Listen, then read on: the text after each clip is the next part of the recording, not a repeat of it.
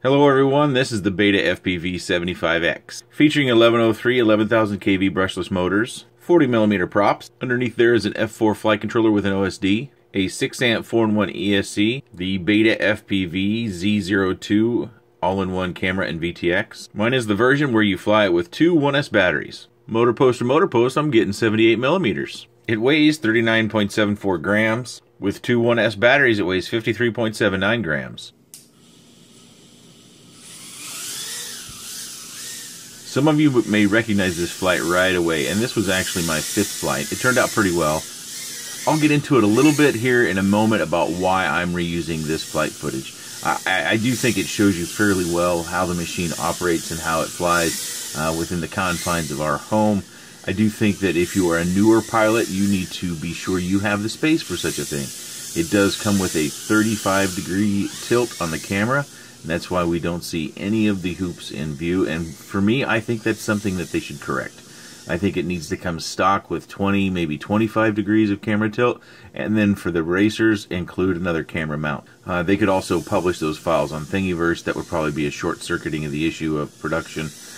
But I think for most people, in most homes, 35 degrees is going to be much too much. Flying inside with this machine is quite a bit different than you might expect. You really have to train yourself on how to arrest the speed, because oftentimes it does get out of hand, and you'll see it in this flight video that I get out of hand myself a little bit. I did become more accustomed to the machine over the course of a number of flights, but in this particular flight you will see it here late in the video where I get a little bit out of sorts. It's not just the crash, it's just I actually don't crash when I get out of sorts. I just kind of get out of line where I need to be, and I got too much speed and overcorrect, and it gets kind of wild there. But you have to arrest the speed constantly. So one of the weird things about flying inside with these brushless is you're constantly pulling back, like when you corner, because you kind of have to corner and pull back. Oftentimes when we're flying outside, we corner by pushing forward as we increase throttle to get our nose down and turn around something.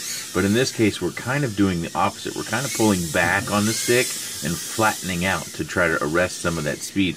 If you go nose down and you turn around a corner, you're going to carry so much speed out of that corner that you're going to splat this thing like a bug into the wall or something of that nature.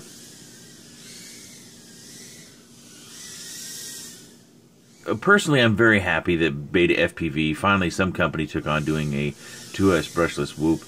If you're new to the channel, you may have seen or may not have seen the Rack-On Heli 76, which was also a 2S brushless whoop.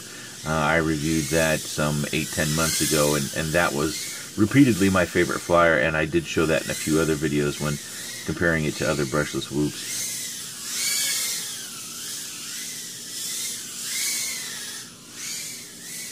These machines just, they give you so much more throttle response. Oftentimes the smaller brushless whoops, they just feel like really good brushed whoops, whereas this actually feels different.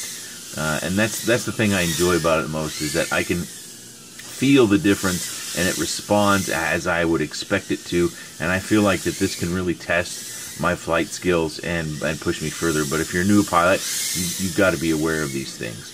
That, you know, it's not a little cruiser that you're going to take it into a small place unless you have some opportunity to go to a warehouse or something of that nature.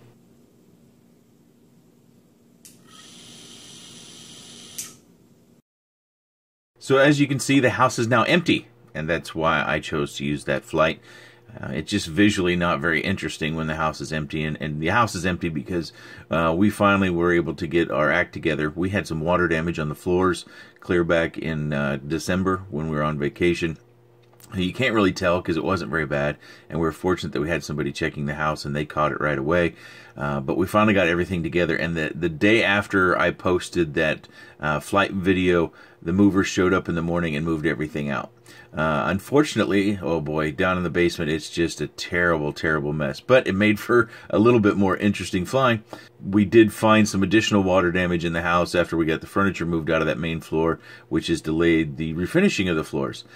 So I'll have another video probably coming up, the US 65, where you're going to see boring flight footage because, well, in my opinion, it's boring because there's no furniture. I think the furniture just makes it more visually interesting.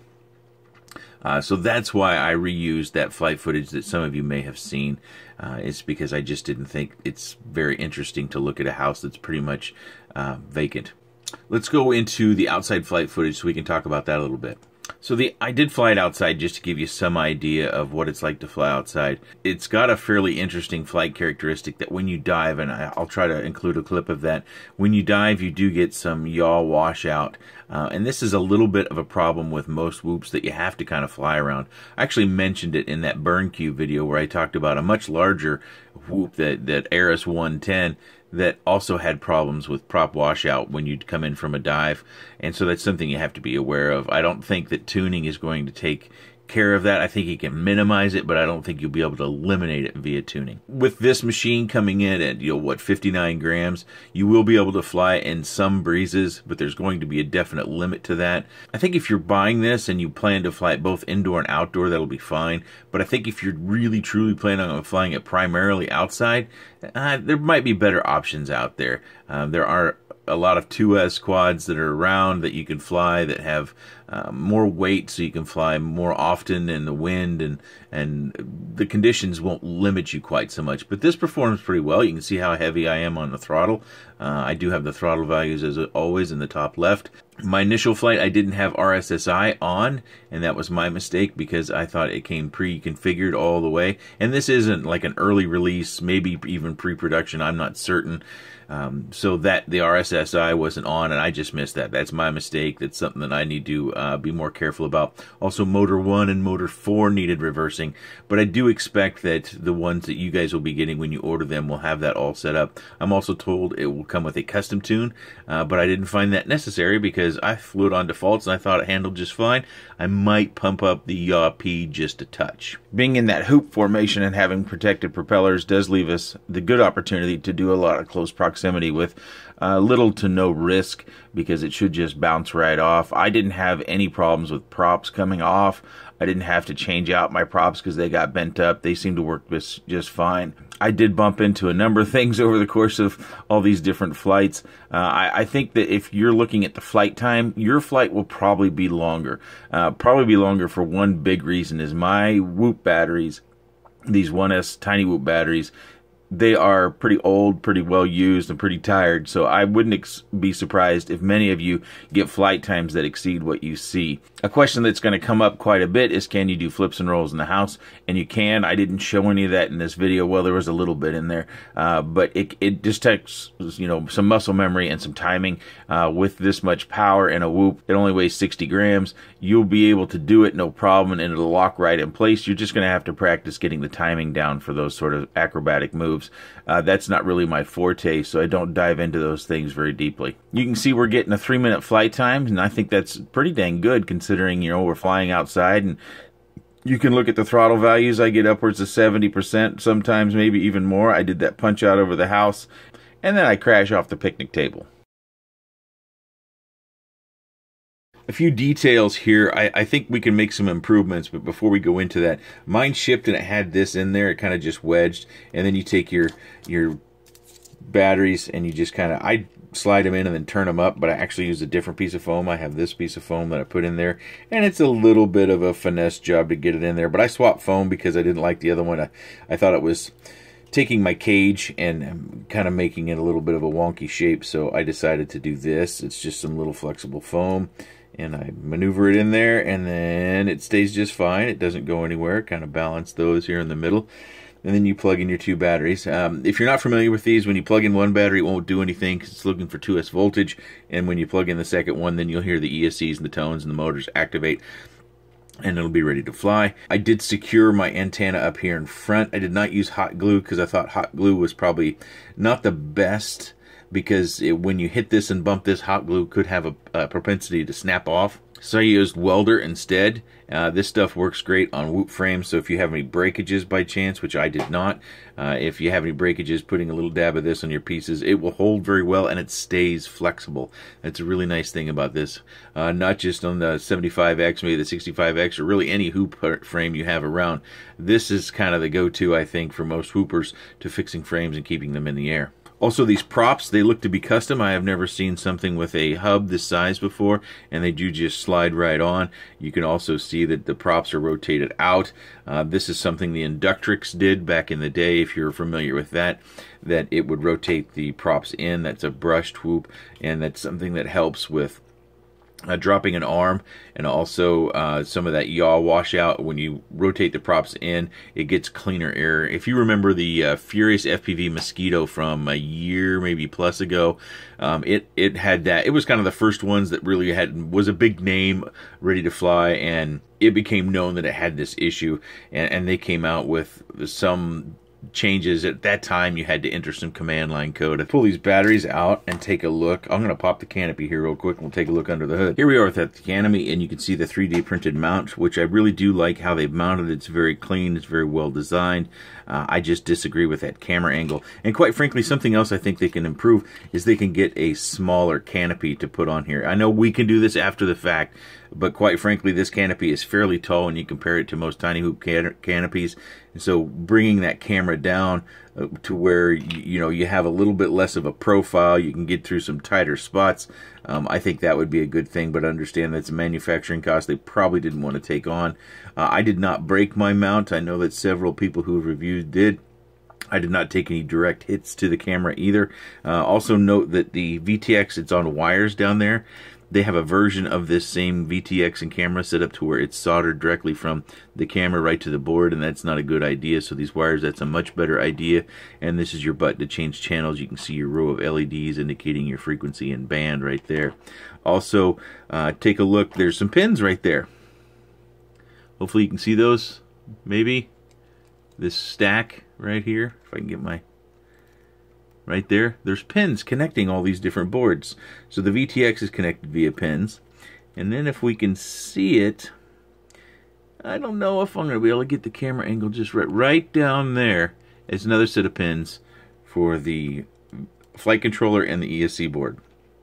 So obviously these things were designed all to work together, and that's a benefit, I think. We also have rubber grommets here in all four positions, so that will decrease the vibration getting into the flight controller, resulting in more time spent responding to your stick commands rather than filtering out noise. Also on the bottom, I haven't talked about it yet, we also have these connectors, so we can just plug in new motors. By chance, if you were to have a terrible crash and kill a motor, that you can just plug one in there. Or if you think your ESC board is bad and you want to test, you want to move a motor from one spot to another and plug it in, that'll also be easier to test to see if it's motor or ESC that you have a failure from.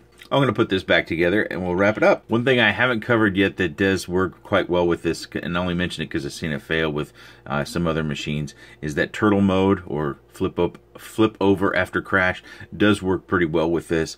It's possibly because these props generate enough thrust in reverse to where it will flip it over, and that's a nice thing. I would encourage you to set that up. If you don't know how to set that up, I would just search YouTube for turtle mode and you'll probably find some tutorials in Betaflight. It's quite simply, you just set a switch, you go into the modes on tab on the Betaflight, and you set the range for that switch on turtle mode, and then when you've crashed, you disarm, you flip on the switch for turtle mode, or flip over after crash, you rearm, give it some directional input to flip it over, and then you disarm, take off turtle mode, rearm, go fly and have fun. The short story about this is I'm very glad that BETAFPV has taken on this product, but I think if you're a new flyer, I would say be cautious, especially about flying indoors.